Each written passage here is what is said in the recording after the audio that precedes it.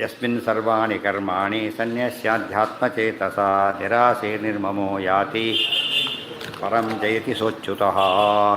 ಏನಾಗಿತ್ತೀಗ 88.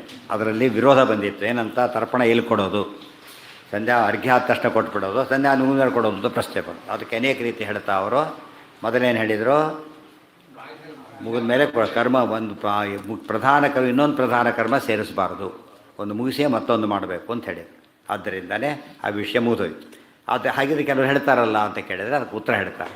ಕೆಲವು ಪಕ್ಷಗಳಿದೆ. ವೇದಗಳ ಅನುಸಾರಿತ್ವದಲ್ಲಿ ವ್ಯತ್ಯಾಸ ಬಂದಾಗ ಉದಿತೇ ಹೋತವ್ಯಂ, ಅನುದಿತೇ ಹೋತವ್ಯಂ, ಕೆಲವರಿಗೆ ಸೂರ್ಯೋದಯ ಆದಮೇಲೆ ಹೋಮ ಮಾಡಬೇಕು, ಕೆಲವರು ಇವರಿಗೆ ಮುಂಚೆ ಮಾಡಬೇಕು ಇತ್ಯಾದಿ ವ್ಯತ್ಯಾಸ ಇರೋದರಿಂದ ಆ ರೀತಿಯಲ್ಲೂ ಕೂಡ ಕೆಲವರಿಗೆ ಮಾತ್ರ ಸ್ಪೆಸಿಫಿಕ್ಕಾಗಿ ಅರ್ಘ್ಯ ಮುಗಿದ ತಕ್ಷಣ ಏನು ಮಾಡ್ಬೋದು ಅಂತ ಹೇಳಿದ್ದಾರೆ, ತರ್ಪಣ ಕೊಡ್ಬೋದು ಅಂತ ಹೇಳಿದ್ದಾರೆ. ಬಟ್ ಜನರಲಿ ಯಾವಾಗ ಕೊಡಬೇಕು? ಯಾವಾಗಲೂ ಸಂಧ್ಯಾವನೆ ಆದಮೇಲೆ ಕೊಡಬೇಕು ಅಂಥೇಳಿ. ತಥಾಹಿ ಅನುದಿತ ಹೋಮಿತಯ ಸಮ್ಮತಸ್ಯ ಕೃಷ್ಣಸ್ಯ ಆನ್ನಿಕೆ ಹೋಮೋತ್ತರಂ ತರ್ಪಣ ಮುಕ್ತಂ ಭಾಗವತೆ. ಭಾಗವತ ದೃಷ್ಟಾಂತ ಕೊಟ್ಟರು. ಹೋಮ ಆದಮೇಲೇ ತರ್ಪಣ ಮಾಡಿದ್ದು ಕೃಷ್ಣ ಅಂತ ಅಲ್ಲಿ ಹೇಳ್ತಾರೆ. ಅನುದಿತ ಹೋಮಿನೋ ಮಾಧ್ಯಂದಿನ. ಅನುದಿತ ಹೋಮಿಗಳು ಮಾಧ್ಯಂದಿನರೆಲ್ಲ ಅನುದಿತ ಹೋಮಿಗಳು, ಸೂರ್ಯೋದಯಕ್ಕಿಂತ ಮುಂಚೆನೇ ಹೋಮ ಮಾಡೋರು.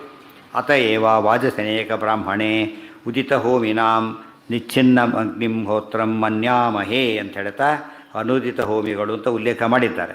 ಉದಿತ ಹೋಮಿಗಳು ಅಂತ ಹೇಳಿದ ಮೇಲೆ ಅನುದಿತ ಹೋಮಿಗಳು ಇರಬೇಕು ಅಂತ ಆಯ್ತಲ್ಲ. ಇತ್ಯುದಿತ ಹೋಮ ನಿಂದಾಪೂರ್ವಕಂ ಅನುದಿತ ಹೋಮ ಸಮರ್ಥಿತ. ಆಶ್ವಲಾಯನಾ ಬಹುರುಚಾಶ್ಚ ಸೂರ್ಯೋದಯಾನಂತರಮೇವ ಹೋಮಿನಃ. ಆಶ್ವಲಾಯನ ಸೂತ್ರಾನ್ವಯಗಳು ಬಹುರುಚರೆಲ್ಲ ಕೂಡ ಸೂರ್ಯೋದಯ ಆದಮೇಲೆ ಮಾಡಬೇಕು. ಇವಕ್ಕಿನ್ನೂ ಕೆಲವರು ಬಾಧ್ಯಂದಿನರೆಲ್ಲ ಮೊದಲನೇ ಮಾಡಬೇಕು. ಆ ಅರ್ಥದಲ್ಲಿ ಇದನ್ನು ಕುಡಿಸಕ್ಕೆ ಬರುತ್ತೆ ಅಂತ ಇನ್ನೊಂದು ಕಾರಣ ಕೊಟ್ಟರು. ಅತಏವ ಉಕ್ತಂ ಐತರೇಯ ಬ್ರಾಹ್ಮಣೇ.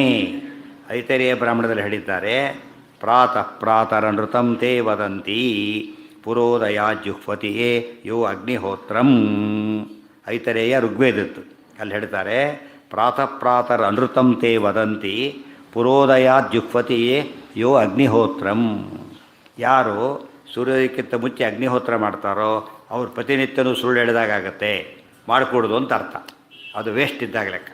ಸೂರ್ಯೋದಯಕ್ಕಿಂತ ಯಾರಿಗೆ? ಋಗ್ವೇದಿಗಳಿಗೆ ಸೂರ್ಯೋದಯಕ್ಕಿಂತ ಮುಂಚೆ ಹೋಮಾದಿಗಳನ್ನು ಮಾಡಿದರೆ ಏನದು? ನಿಷೇಧ. ಪ್ರತಿನಿತ್ಯನೂ ತಪ್ಪು ಮಾಡ್ತಾರೆ ಅಂತ ಅರ್ಥ. ದಿವಾಕೀರ್ತ್ಯಂ ಅದಿವಾಕೀರ್ತಯಂತಹ ಇತ್ಯನುದಿತ ಹೋಮಂ ನಿಂದಿತ್ವ. ಆದ್ದರಿಂದ ಉದಯಿಸಿದ ಮುಂಚೆ ಹೋಮ ಮಾಡಿದರೆ ಅದು ತಪ್ಪು ಅಂತ ನಿಂದನೆ ಮಾಡಿಬಿಟ್ಟಿದ್ದಾರೆ. ತಸ್ಮಾದ್ ಉದಿತೇ ಹೋತವ್ಯಂ ಅಂತ ಕನ್ಕ್ಲೂಡ್ ಮಾಡ್ತಾರೆ. ಇತಿ ಉದಿತ ಹೋಮ ಪ್ರಶಂಸಿತ. ಉದಿತ ಹೋಮವನ್ನು ಪ್ರಶಂಸೆ ಮಾಡಿದ್ದಾರೆ. ಯದ್ವಾ ಈ ಪಕ್ಷದೊಳಗೆ ಹೆಚ್ಚಾಗಿ ಸ್ಪೆಸಿಫಿಕ್ಕಾಗಿ ಯಾರು ಹೇಳಿಲ್ಲ ಅವರೆಲ್ಲ ಎಲ್ಲಿ ಮಾಡಬೇಕು ಅಂದರೆ ಸಂಧ್ಯಾವಂದನೆ ಆದಮೇಲೆ ಮಾಡಬೇಕು ತರ್ಪಣ, ಹೊರತು ಮೊದಲಲ್ಲ ಅಂತ ಗೊತ್ತಾಗುತ್ತೆ ಅಂತ ನಮ್ಮ ಪಕ್ಷ ಅಂತ ತಿಳಿಸಿದರು.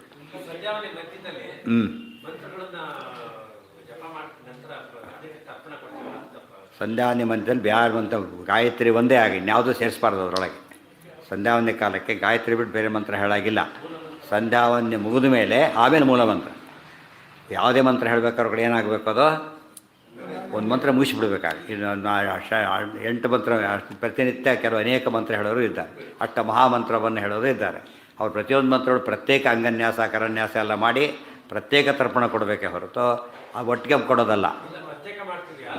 ತರ್ಪಣಾದಿಗಳು ಪ್ರತ್ಯೇಕನೂ ಕೊಡಬೇಕು. ಅಲ್ಲಿ ಮುಗಿಸ್ಬಿಡ್ಬೇಕಂದ್ರೆ ಕೃಷ್ಣಾರ್ಪಣ ವಸ್ತು ಮುಗಿಸ್ಬಿಡ್ಬೇಕಂದ್ರೆ ನಾರಾಯಣ ಜಪ ಮುಗೀತು, ಪ್ರಣವ ಜಪ ಮುಗೀತು, ಅದು ಮುಗಿಸಿ ಕೃಷ್ಣ ಇನ್ನೊಂದು ಶುರು ಮಾಡ್ಬೇಕು. ಆಮೇಲೆ ಅದಕ್ಕೆ ಯಥಾಪರ ಆಚಮನ ಸಂಕಲ್ಪ ಅರಿಕೆ ಎಲ್ಲ ಬೇರೆ ಬೇರೆಯೇ, ಒಂದೊಂದು ಮಧ್ಯೆ ಸೇರಿಸಾಗಿಲ್ಲ. ನಾರಾಯಣ ಕೃಷ್ಣಾಜ ಸರ್ವಮಂತ್ರಾಂಜಪಿಷೆ ಅಂತ ಮಾಡಾಗಿಲ್ಲ. ಕೆಲವು ಪ್ರಾತಃ ಸಾಯಂ ಮಧ್ಯಾಹ್ನಿಕ ಸಂಧ್ಯಾಂ ಕರಿಷ್ಯ ಮಾಡಾಗಿಲ್ಲ. ಹಾಂ ಹಾಂ ಹಾಂ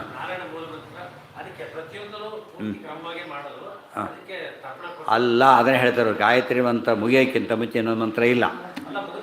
ಮುಗಿದಾದ ನಂತರ ಅಲ್ಲಿ ಹೇಳಾಗಿಲ್ಲ. ಗಾಯತ್ರಿ ಮಂತ್ರ ಯಾವುದೇ ಕಟ್ಟೆ ಸಂಧ್ಯಾವಂದನೆಗೆ ಗಾಯತ್ರಿ ಮಂತ್ರ ಅಷ್ಟೇ ಮೂತ್ರ ಸಾಲದು. ಏನಾಗಬೇಕದು? ಇಡೀ ಸಂಧ್ಯಾವಂದನೆ ಮುಗಿಬೇಕು. ಸಂಧ್ಯಾವಂದನೆ ಮುಗಿದ ಮೇಲೆ ಏನು ಮಾಡಬೇಕು? ನಾರಾಯಣ ಮಂತ್ರ ಹೇಳಬೇಕೆ ಹೊರತು ಅಲ್ಲೇ ಹೇಳೋದಲ್ಲ. ಗಾಯತ್ರ್ಯ ತ್ರಿಗುಣಂ ವಿಷ್ಣುಂ ಧ್ಯಾಯನ್ ವಿಷ್ಣುಂ ಅಷ್ಟಾಕ್ಷರಂ ಜಪೇತ್ ಅಂತ ಹೇಳ್ತಾರೆ ಆಚಾರ್ಯ. ಗಾಯತ್ರ್ಯ ತ್ರಿಗುಣಂ ವಿಷ್ಣುಂ ಧ್ಯಾಯನ್ ಅಷ್ಟಾಕ್ಷರಂ ಜಪೇತ್. ಅದೆಲ್ಲಿ ಸಂಧ್ಯಾವಂದನೆ ಮುಗಿದ ಮೇಲೆ ಮಾಡೋದೇ ಹೊರತು ಅಲ್ಲೇ ಮಾಡೋದಲ್ಲ. ಆಗಲೇ ಮಾಡಾಗಿಲ್ಲ. ಸಂಧ್ಯಾವಂದನೆ ಮುಗಿಸಿದ ಮೇಲೆ ಮಾಡಬೇಕಂದ್ರೆ ಏನೋ ಸಂಧ್ಯಾಂಗ ನಾರಾಯಣ ಅಷ್ಟಾಕ್ಷರ ಮಂತ್ರ ಜಪಂ ಕರಿಷೆ ಅಂತ ಹೇಳಬೇಕೆ ಹೊರತು ಗಾಯತ್ರಿ ಮಂತ್ರದಲ್ಲಿ ಮುಗಿದ ತಕ್ಷಣ ಅಲ್ಲೇ ಸೇರಿಸಿ ಅದನ್ನು ಹೇಳಿ ಆಮೇಲೆ ಉಪಸ್ಥಾನ ಶುರು ಮಾಡಬಾರ್ದು. ತಪ್ಪು ಎಲ್ಲ ಬರುತ್ತೆ, ಇಲ್ಲೇ ಹೇಳ್ತಾರೆ ಅದನ್ನೆಲ್ಲ. ಮುಂದೆ ಇಲ್ಲೇ ಬರುತ್ತೆ ಈಗ, ಗೊತ್ತಾಯ್ತಾ? ಆಯ್ತಾ? ಹೇಳೇ ಬಿಡಿ, ಸದಾಚಾರ ಬೇರೆ ಬಂದಿದೆ. ಭಾಳ ಜನ ಹಾಗೆ ಮಾಡಿ, ಭಾಳ ಜನ ಗಾಯತ್ರಿ ನಾರಾಯಣ ಮಂತ್ರ ಹೇಳೋದೇ ಇಲ್ಲ. ಅದು ಹೇಗೆ ನಮಗೆ ಅಪ್ರಮಾಣನೋ ಎಲ್ಲ ಹೇಳ್ತಾರಂದ್ರೂ ಅಪ್ರಮಾಣ. ಹೇಳಬೇಕಾದ ಜಾಗದಲ್ಲೇ ಹೇಳಬೇಕಾದ್ರೆ ಏನೋ ಹೌದು ಅಲ್ಲ, ಕೆಲವು ವೇದಗಳು ಈ ಸೂತ್ರ ಫಾಲೋ ಮಾಡಬೇಕು ಅಂತಿದೆ ರೂಲ್ಸ್. ಈಗ ಈ ಸಿಂಪಲ್ ಸೆಂಟ್ರಲ್ ಗೌರ್ಮೆಂಟ್ನವರು ಅದ್ರ ರೂಲ್ಸ್ ಫಾಲೋ ಮಾಡ್ತಾರೆ, ಇವರು ಈ ರೂಲ್ಸ್ ಫಾಲೋ ಮಾಡ್ತಾರೆ, ಹೊತ್ತಾನೆ ಆ ಟೈಪ್. ಆಶ್ವರ್ಯ ಸೂತ್ರ ಋಗ್ವೇದಿಗಳವರೆಲ್ಲ, ಮತ್ತು ಆಪಸ್ತಂಭ ಎಲ್ಲ ಈ ವೇದ ಯಜುರ್ವೇದವರು, ಅವ್ರು ಅದನ್ನೇ ಫಾಲೋ ಮಾಡಬೇಕು. ಬೇಕಾದಷ್ಟಿದೆ. ಅಲ್ಪ ಸೂತ್ರ ಬೇರೆ, ಗೃಹ್ಯ ಸೂತ್ರ ಬೇರೆ, ಶುಲ್ಭ ಸೂತ್ರ ಬೇರೆ, ಅವರವರಿಗೇನೆ ಅವ್ರವ್ರು ಅದನ್ನು ಮಾಡ್ಕೊಂಡು ಹೋಗಿ ಅವರ ಸೂತ್ರ ಹೇಳಿದ ತಕ್ಷಣ ಯಾವ ವೇದ ಡಿಫರೆಂಟ್ ಹೇಳಿದ. ಕೆ ಸಿ ಎಸ್ ಆರ್ ಅಂತ ಕಾರಣ ಇವರು ಅಂತ ಅರ್ಥ. ಕೆ ಸಿ ಪದ ಉಪಯೋಗಿಸಿದ ತಕ್ಷಣ ಸ್ಟೇಟ್ ಗೌರ್ಮೆಂಟು ಅಂತ ಅರ್ಥ. ಸ್ಕೇಲ್ ರಿವೈಸ್ ಆದಾಗಲೂ ಕೂಡ ಸೆಂಟ್ರಲ್ ಗೌರ್ಮೆಂಟ್ ಸ್ಟೇಟ್ ರಿವೈಸ್ ಅಂತ ಇವರು ಸಿಟ್ಟು ಬರೋದು ಸ್ಟೇಟ್ ಗೌರ್ಮೆಂಟವ್ರಿಗೆ. ನಮ್ಗೆ ಹಾಗೇ ಇಲ್ಲ ಅಂತ ಡೀಟೇಲ್ಸ್ ನೋಡೋಕ್ಕೆ ಕೂಡ ಹೋಗೋದು ಲಾಸ್ಟ್ ಬೇಜಾರಾಗುತ್ತೆ. ಯಾಕೆ ನಾವು ಸೌಂಡ್ ಪಟ್ಟಿಲ್ಲ, ಇದು ಎಷ್ಟೇ ಆದರೂ ಕೂಡ ಹೊಟ್ಟೆ ಉರಿತದೋ ಇದಾಗೋದಿಲ್ಲ. ಇವ್ರದ್ದು ಮಾಡಿದಾಗ ಅವರಿಗೆ ಅದು ಆ ಥರ ಅಂದರೆ ಇದರಲ್ಲಿ ರೂಲ್ಸ್ ಎಲ್ಲ ರಜೆಗಳು ಕೂಡ ಸ್ಟೇಟ್ ಕೆಲವು ಸೆಂಟ್ರಲ್ಗೆ ಇದ್ದಾರೆ, ಸ್ಟೇಟ್ಗೆ ಇರೋದಿಲ್ಲ. ಸ್ಟೇಟ್ಗೆ ಇರೋದು ಸೆಂಟ್ರಲ್ ರಾಜ್ಯೋತ್ಸವ ಇದನ್ನು November first holiday central government ಕೊಡೋದಿಲ್ಲ. ಯಾತಕ್ಕೆ? ಅದು ಸಂಬಂಧಪಟ್ಟಿದ್ದಲ್ಲ. ಅದು ಇವರು ಭಾರಿ ದೊಡ್ಡ ಗಲಾಟೆ ಮಾಡಿ ಕೊಟ್ಟು ಹೋಗ್ತಾರೆ. ಅದೆಲ್ಲ ಅವರವರಿಗೆ ಸಂಬಂಧಪಟ್ಟಿದ್ದಷ್ಟೇ. ಅಲ್ಲಿ ವ್ಯತ್ಯಾಸ ಆಗಿದೆ, ಇಲ್ಲೂ ವ್ಯತ್ಯಾಸ ಆಗಿದೆ, ಸ್ಪೆಸಿಫಿಕ್. ಯದ್ವಾ ಗಾಯತ್ರ್ಯಾಚಾಂಜಲಿಂ ದತ್ವಾ ಇತ್ಯನಂತರಂ ತರ್ಪಯಿತ್ವ ಇತಿ ಸಂಬಂಧ ಶುಕ್ಲೇ ಕೇಶವಾದೀನ್. ಎಲ್ಲೆಲ್ಲಿ ತರ್ಪಣ ಅಂತ ಹೇಳ್ತಾರೋ ಅದಕ್ಕೆ ಇನ್ನೊಂದು ರೀತಿ ಸಮನ್ವಯ ಮಾಡಿದರು. ಏನು ಅಂದರೆ ಇಲ್ಲಿ ಗಾಯತ್ರ್ಯಾಚಾಂಜಲಿಂ ದತ್ವ ಅಂತ ಹೇಳಿದ್ರಿಂದ ಅರ್ಘ್ಯ ಆದಮೇಲೆ ಜಪ ಮಾಡಬೇಕು ಅಂತ ಅಷ್ಟೇ ಹೊರತು ಈ ತರ್ಪಣ ಸಂಬಂಧಪಟ್ಟ ವಿಚಾರಣೆ ಅಲ್ಲ ಅಂತೇಳಿ ಮೂರನೇ ಆಪ್ಷನ್ ಕೊಟ್ಟರು. ಇನ್ನೊಂದು ಸ್ವಾರಸ್ಯನೂ ಇದೆ. ತರ್ಪಣ ಕೊಟ್ಟ ಮೇಲೆ ಎಲ್ಲಿ ಸಂಧ್ಯಾವನೆ ಮಾಡಬೇಕು ಅಂತ ಹೇಳ್ತಾರೆ, ಅದು ಸರಿ ಇದೆ. ತರ್ಪಣ ಕೊಡದೆ ಸಂಧ್ಯಾವನೆ ತರ್ಪಣ ಅದು ಸರಿ ಇದೆ. ತರ್ಪಣ ಎರಡಿದೆ. ಯಾವ ತರ್ಪಣ? ಸಂಧ್ಯಾಂಗ ತರ್ಪಣ ಇದೆ. ಸಂಧ್ಯಾಗ ತರ್ಪಣ ಏನು ಮಾಡ್ತೀವಿ ನಾವೀಗ?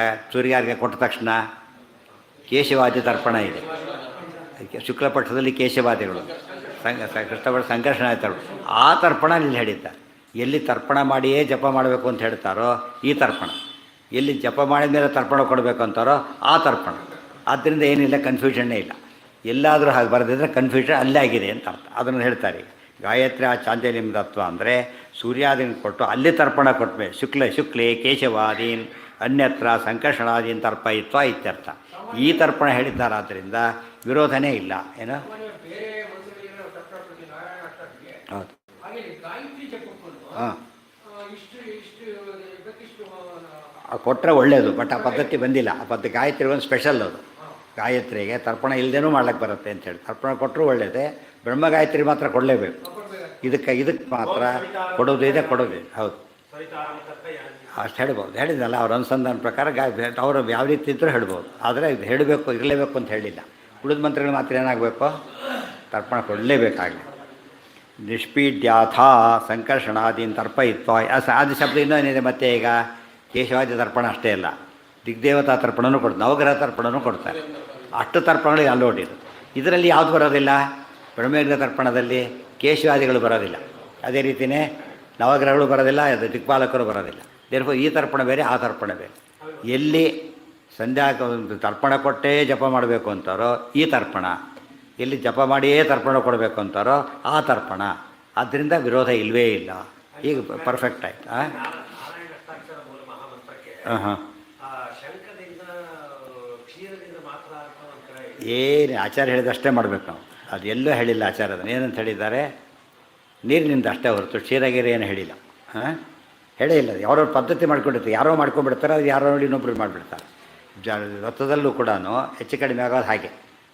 ಸ್ವಾಮಿಗಳಿರುತ್ತೆ ಹೆಚ್ಚುಗಡಿ ತುಂಬ ಧರ್ಮ ಹೇಳ್ತಾರೆ. ಹೆಚ್ಚೆಚ್ಚು ಬಿಟ್ಟಷ್ಟು ಭಾರಿ ಪುಣ್ಯ.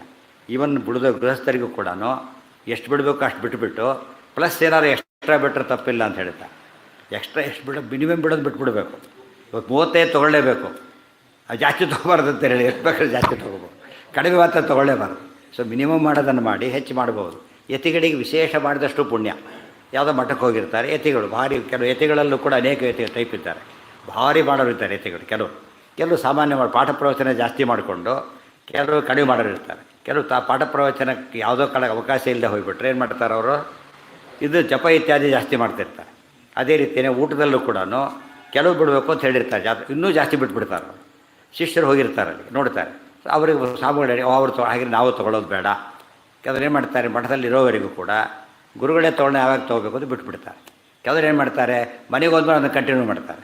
ಉಳಿದವ್ರು ಏನು ಮಾಡ್ತಾರೆ, ಅವ್ರು ನೋಡಿ ಅವರು ಕಂಟಿನ್ಯೂ ಮಾಡ್ತಾರೆ. ಸಂಪ್ರದಾಯ ಅಂತ ಆಗ್ಬಿಡ್ತದೆ ಕೊನೆಗೆ. ಅರ್ಥ ಆಯ್ತಾ ಈಗ? ಆ್ಯಕ್ಚುಲಿ ಕೂಡ ಅವ್ರದ್ದು ನಿಯಮ ಬೇರೆ, ಇವ್ರ ನಿಯಮ ಬೇರೆ. ಅವ್ರು ಕೇಳಿದ್ರೆ ಹೇಳೇ ಬಿಡ್ತಾರೆ, ನೋಡಯ್ಯ ನಿಮಗೆಲ್ಲ ನಮಗೆ ಸಂಬಂಧಪಟ್ಟಿದ್ದು ಅಂತ ಹೇಳ್ತಾರೆ. ಗೊತ್ತಾಯ್ತಾ? ಇವರೇನು ಮಾಡ್ತಾರೆ, ಕೆಲವು ಭಾರಿ ಭಕ್ತಿ ತೋರ್ಸೋಕ್ಕೆ ಏನು ಮಾಡಿಬಿಡ್ತಾರೆ, ಭಾರಿ ಮಾಡ್ತಾರೆ. ಮತ್ತು ಉಳಿದವ್ರನ್ನ ಹೇಳ್ಕೊಳ್ಳೋಕೆ ಭಾರಿ ಅನುಕೂಲ ಆಗುತ್ತೆ ಅಂತೇಳಿ, ನಾವು ಶ್ರಾವಣ ಮಾಡಿದಾಗ ಮಾಡ್ತೀನಿ ಅಂತ ಹೇಳ್ಕೊಳ್ಳೋಕೆ ಕೊಟ್ಬಿಟ್ಟು ಪ್ರತಿಷ್ಠೆ ಮಾಡಿಕೊಂಡು ಕೊನೆಗೆ ಅದು ಉಳಿದವ್ರಿಗೆ ಉರ್ಲಾದಾಗ ಆಗಿಬಿಡುತ್ತೆ. ಕೊನೆಗೆ ಸಂಕಲ್ಪ ಮಾಡಿದ್ದು ನೋಡೋರಿಗೆ ಭಾರಿ ಚೆನ್ನಾಗಿ ಕಾಣುತ್ತೆ. 108 ಕೂಡ ದಿವಸ ಸ್ನಾನ ಮಾಡ್ತೇನೆ, ಭಾರಿ ಖುಷಿ ಆಯಿತು. ನೀರೇ ಇಲ್ಲ, ಅಲ್ಲಿಗೆ ಹೋದ್ರೆ ಬೇರೆ ಇಲ್ಲೇ ತರಬೇಕು ಬೇರೆಈಗ. ಇವನು ಸ್ನಾನಕ್ಕೆ ಹೊತ್ಕೊಂಡು ಹೋಗ್ಬೇಕು, ಎಲ್ಲಿಗೆ ಆಗಲಿಲ್ಲ, ಹೋಗಲಿಲ್ಲ, ಇಂಪ್ರಾಕ್ಟಿಕಬಲ್ ಆಗಿಬಿಡುತ್ತೆ. ಆದ್ದರಿಂದ ಧರ್ಮಾಚರಣೆ ಯಾವಾಗ ಏನು ಮಾಡಬೇಕು ಅಂದರೆ, ಕೆಲವು ನಿಜನೇ ಅವ್ರು ತೊಗೊಂಡಿಲ್ಲ, ನಾವು ತೊಗೊಳೋದಿಲ್ಲ, ಏನು ತಪ್ಪಲ್ಲ. ಅಲ್ಲಿರೋವರೆಗೂ ಮಾಡಿ ತಪ್ಪಲ್ಲ. ಆದರೆ ಅವರೇ ಹೇಳ್ತಾರೆ, ನೋಡಪ್ಪ ಇನ್ನೇನು ಸಂಬಂಧಪಟ್ಟಿದ್ದಲ್ಲ, ನಾವು ಮಾಡ್ತೇವೆ, ಯೋಚನೆ ಮಾಡೋಕ್ಕಾಗ ಕಾರಣ ಇಲ್ಲ. ಆಗ ಅರ್ಥ ಆಯ್ತಾ? ಅದನ್ನು ಕಾಪಿ ಮಾಡಬಾರ್ದು, ಕೆಲವನ್ನೆಲ್ಲ ಕಾಪಿ ಮಾಡಬಾರ್ದು.